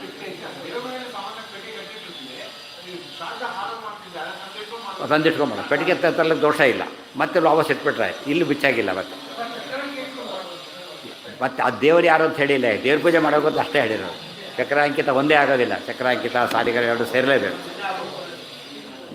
ಹೇಳ್ತಾರೆ ಸಾಲಿಗ್ರಾಮೋದ್ಭವೋ ದೇವೋ ದ್ವಾರವತೀ ಭವ ಉಭಯೋ ಸಂಗಮೋ ಯತ್ರ ಮುಕ್ತಿಸ್ತತ್ರ ನ ಸಂಶಯ. ಎರಡು ಸೇರಬೇಕು ಅಂತ ಆಚಾರ್ಯ ಹೇಳಿಲ್ಲ. ಬರೀ ಸಾಲಿಗ್ರಾಮದಿಂದನೂ ಆಗೋದಿಲ್ಲ, ಬರೀ ಚಕ್ರಾಂಕಿತದಿಂದನೂ ಆಗೋದಿಲ್ಲ. ಏನಾಗಬೇಕು? ಎರಡೂ ಸೇರಬೇಕು. ಚಕ್ರಾಣಿಗೆ ಎಲ್ಲಿಡ್ತೀರಿ? ಮತ್ತೆ ಆಪತ್ಕಾಲ ಯಥಾ ಪ್ರಕಾರ ದೇವ್ರ ಪೆಟ್ಟಿಗೆ ತಂದಿಟ್ಕೊಳ್ಳಿ. ಸಂಜೆ ಬರೀ ಚಕ್ರಾಂಗಿ ಯಾಕೆ ಇಟ್ಕೊಳ್ಳಿ, ದೇವ್ರ ಪೆಟ್ಟಿಗೆನೇ ತಂದಿಟ್ಕೊಳ್ಳಿ. ಮತ್ತೆ ವಾಪಸ್ ಇಟ್ಟರೆ ಆಯ್ತು, ಅಲ್ಲೇನು ಏನು ಸಮಸ್ಯೆ ಇಲ್ಲ. ಆಪತ್ಕಾಲ ಅಂದರೆ ಏನು ನಡೀತದೆ? ಚಕ್ರಾಂಕಿತನೂ ಇಲ್ಲ, ಅವಾಗೇನು ಮಾಡ್ತೀರಿ? ಬರೀ ಸಂಜೆ ದೇವ್ರ ಚಿಂತನೆ ಮಾಡಿದರೆ ಆಯಿತು. ಆಪತ್ಕಾಲದನ್ನು ಡೈಲಿ ಇದಕ್ಕೆ ಅಭ್ಯಾಸ ಮಾಡ್ಕೋಬಾರ್ದು. ಗೃಹೇತ್ವೇಕ ಗುಣ ಸಂಧ್ಯಾ ಗೋಷ್ಠೇ ದಶಗುಣ ಇವೆಲ್ಲ ಯಾತಕ್ಕೆ ಜನಕ್ಕೆ ಗೊತ್ತಿಲ್ಲ ಅಂದರೆ ಓದೋದೇ ಇಲ್ಲ. ಆದ್ದರಿಂದ ಎಷ್ಟೋ ಜನ ಪ್ರಾವಿಡೆಂಟ್ ಇದ್ದರೂ ಕೂಡ ಅವೆಲ್ಲ ಮಾಡ್ಕೊಡೋದಿಲ್ಲ. ನಂಗೆ ಗೊತ್ತೇ ಇದ್ದಿಲ್ಲ ಅಂತಾರಲ್ಲ ಹಾಗೆ. ತುಂಬ ಎಷ್ಟೋ ತೀರ್ಥಯಾತ್ರೆಗೆ ಹೋಗಿರ್ತಾರೆ, ಬದರಿಗೆ ಹೋಗಿರ್ತಾರೆ, ಋಷಿಕೇತ್ರ ಹಿಡ್ಕೊಂಡಿರ್ತಾರೆ. ಅಲ್ಲಿ ಸಾಮಾನ್ಯ ಲ್ಯಾಂಡ್ಸ್ಲೈಡ್ ಆಗಿರುತ್ತೆ. ಸುಮ್ಮನೆ ಕಾಲ ಹೊಡ್ಕೊಂಡು ಮಧ್ಯೆ ಮಾಲಿಕೊಂಡು ಕಾಲ ಕಳೀತಾ ಇರ್ತಾರೆ. ಮುಖ್ಯವಾದ ಋಷಿಕೇಶ ದೇವರಿದ್ದಾರೆ ಅಂತ ಗೊತ್ತೇ ಇಲ್ಲ ಜನಗಳಿಗೆ. ಋಷಿಕೇಶ ರೂಪ ಇದೆ ಫಸ್ಟ್ ಕ್ಲಾಸಾಗಿ. ಒಬ್ಬರು 199 ಪಾಲು ಜನ, ಯಾಕೆ ಆಲ್ಮೋಸ್ಟ್ 100 ಜನನೂ ನೋಡೋದೇ ಇಲ್ಲ. ಹತ್ತಿರ ಇದೆ, ಇಲ್ಲಿ ಹಿಡ್ಕೊಂಡಿದ್ದಾಗ ಹತ್ತಿರದಲ್ಲೇ ಇದೆ, ಫಸ್ಟ್ ಕ್ಲಾಸ್ ಅದು. ಕರೀತಾರೆ. ನೋಡೋದೇ ಜನ ಅಂದರೆ ಉಪಯೋಗನೇ ಮಾಡ್ಕೊಡೋದಿಲ್ಲ. ಬಂದಮೇಲೆ ಅಯ್ಯೋ ಹೀಗಾಯ್ತಲ್ಲ ಅಂತ ಎಷ್ಟೋ ಜನ ಏನು ಮಾಡ್ತಾರೆ ಗೊತ್ತಾ, ಯಾತ್ರೆಗೆ ಹೋಗಿದ್ವಿ, ಆಮೇಲೆ ಪುಸ್ತಕ ಓದಿದ್ವಿ, ತೀರ್ಥಭ್ರಮ ಓದಿದ್ವಿ, ಮತ್ತೆ ಯಾತ್ರೆಗೆ ಹೋದ್ವಿ, ಇಷ್ಟೆಲ್ಲ ಗೊತ್ತೇ ಇದ್ದಿಲ್ಲ ನಮಗೆ ಅಂತ ಹೇಳ್ತಾರೆ. ಎಷ್ಟಾಯ್ತು ಟೈಮ್ ಹೋಗುತ್ತೆ, ವೇಸ್ಟ್ ಆಯ್ತು ಅವ್ರಿಗೀಗ, ಹೊತ್ತಾನೆ ಅಷ್ಟು ಟೈಮ್ ಮಿಸ್ ಮಾಡ್ಕೊಂಡಾಗ. ನಿಜವಾಗ್ಲೂ ಕೂಡ ಅದಕ್ಕೆ ಪ್ರಿಪೇರ್ ಆಗಿ ಹೋಗ್ಬೇಕು ಸರಿಯಾಗಿ ಕೂಡ. ಹೇಗೆ ಹೋಗ್ಬೇಕು ಅದಕ್ಕೆ? ಯಾವುದು ನೀವು ಆಂಧ್ರ ಆಶ್ರಮ ಅಂತ ಒಂದಿದೆ, ಅದರದ್ದು ಒಂದು ಕಿಲೋಮೀಟ್ರ್ ಆಗುತ್ತೆ ಅಷ್ಟೇ. ಅಲ್ಲಿ ಕೇಳಿದರೆ ನಿಮಗೆ ಅಲ್ಲಿ ಋಷಿಕೇಶ್ ಬಂದಿರ ಅಂತ ಯಾರಿಗೂ ಗೊತ್ತಾಗಲ್ಲ. ಭರತ್ ಬಂದಿರ ಅಂತ ಹೇಳಬೇಕು. ಭರತ್ ಬಂದಿರ ಜನ ಏನು ತಿಳ್ಕೊಂಡ್ಬಿಡ್ತಾರೆ, ಭರತ್ ಬಂದಿರಂತೆ, ಭರತನೇ ನಾವೇ ನೋಡೋದು ರಾಮನ್ ತಮ್ಮ ಅಂತೇಳಿ. ಅಲ್ಲ, ಇಲ್ಲಿ ಭರತ ಅಂದರೆ ನಾರಾಯಣ. ಅಲ್ಲೇ ಬೋರ್ಡ್ ದೊಡ್ಡದ ಬೋರ್ಡ್ ಹಾಕಿದ್ದಾರೆ, ಇಲ್ಲಿ ಭರತ್ ಅಂದರೆ ಋಷಿಕೇಶ ರೂಪಿ ಪರಮಾತ್ಮ. ಆಚಾರ್ಯ ಇಳ್ಕೊಂಡ ಜಾಗ ಅದು, ಗೊತ್ತಾಯ್ತಾ? ಸದೃಷಿಕೇಶ ದೇಶೇ ಮದುವೆದೆಲ್ಲ ಬರುತ್ತೆ. ಅಲ್ಲಿದ್ದಾಗಲೇ ಒಬ್ಬ ಬ್ರಾಹ್ಮಣ ಬಂದು ಕರೀತಾನೆ, ನಮ್ಮಲ್ಲಿ ಭಿಕ್ಷೆ ಆಗಬೇಕು ತಮ್ಮದು ಅಂತೇಳಿ. ಆಚಾರ ಆಗಲಿ ಅಂತಾರೆ. ಆ ಬ್ರಾಹ್ಮಣ ಅದೃಷ್ಟಿನ ಬಿಡ್ತಾನೆ ತಕ್ಷಣ. ಎಲ್ಲರಿಗೂ ಆಶ್ಚರ್ಯ. ಸ್ಪಷ್ಟಂ ದುಷ್ಟೋಪ್ಯದೃಷ್ಟ. ನೋಡಿದ್ರು ನೋಡೋದು ಲೆಕ್ಕ ಮಾಯ. ಏನಿದೆ ಯಾರಿಗೂ ಗೊತ್ತಾಗಲಿಲ್ಲ. ಆಚಾರ್ಯ ಹೇಳ್ತಾರೆ, ಅವ್ರ ಋಷಿಕೇಶರು ಹಿಡ್ಕೊಂಡಿದ್ದ ಆಚಾರ್ಯ ದೇವಸ್ಥಾನದಲ್ಲಿ. ಇಲ್ಲೊಂದು ಶಿವನ ದೇವಸ್ಥಾನ ಇದೆ, ಅಲ್ಲಿ ರುದ್ರದೇವರು ನಮ್ಮನ್ನು ಭಿಕ್ಷೆ ಕರೆದಿದ್ದಾರೆ, ಕಿಂಕರ ಶಂಕರಾದ್ಯಾಹ. ಅದಕ್ಕೋಸ್ಕರನೇ ನಾಳೆ ಭಿಕ್ಷೆ ಅಲ್ಲೇ ಅಂತ ಆಚಾರ್ಯ ಅಲ್ಲಿ ಹೋಗ್ತಾ ಇದ್ದಾರೆ. ಗೊತ್ತಾಯ್ತಾ? ಇದೆಲ್ಲ ನಡೆದ ಋಷಿಕೇಶದೊಳಗೆ. ತುಂಬ ಜನ ಮದುವೆಯೂ ಗೊತ್ತಿಲ್ಲ, ಋಷಿಕೇಶರು ಗೊತ್ತಿಲ್ಲ, ಋಷಿಕೇಶ ಇದು ಗೊತ್ತಿಲ್ಲ. ಋಷಿಕೇಶ ಆಗಿರುತ್ತೆ, ಋಷಿಕೇಶ ಋಷಿಕೇಶ ಕೂಡ ಅಲ್ಲ.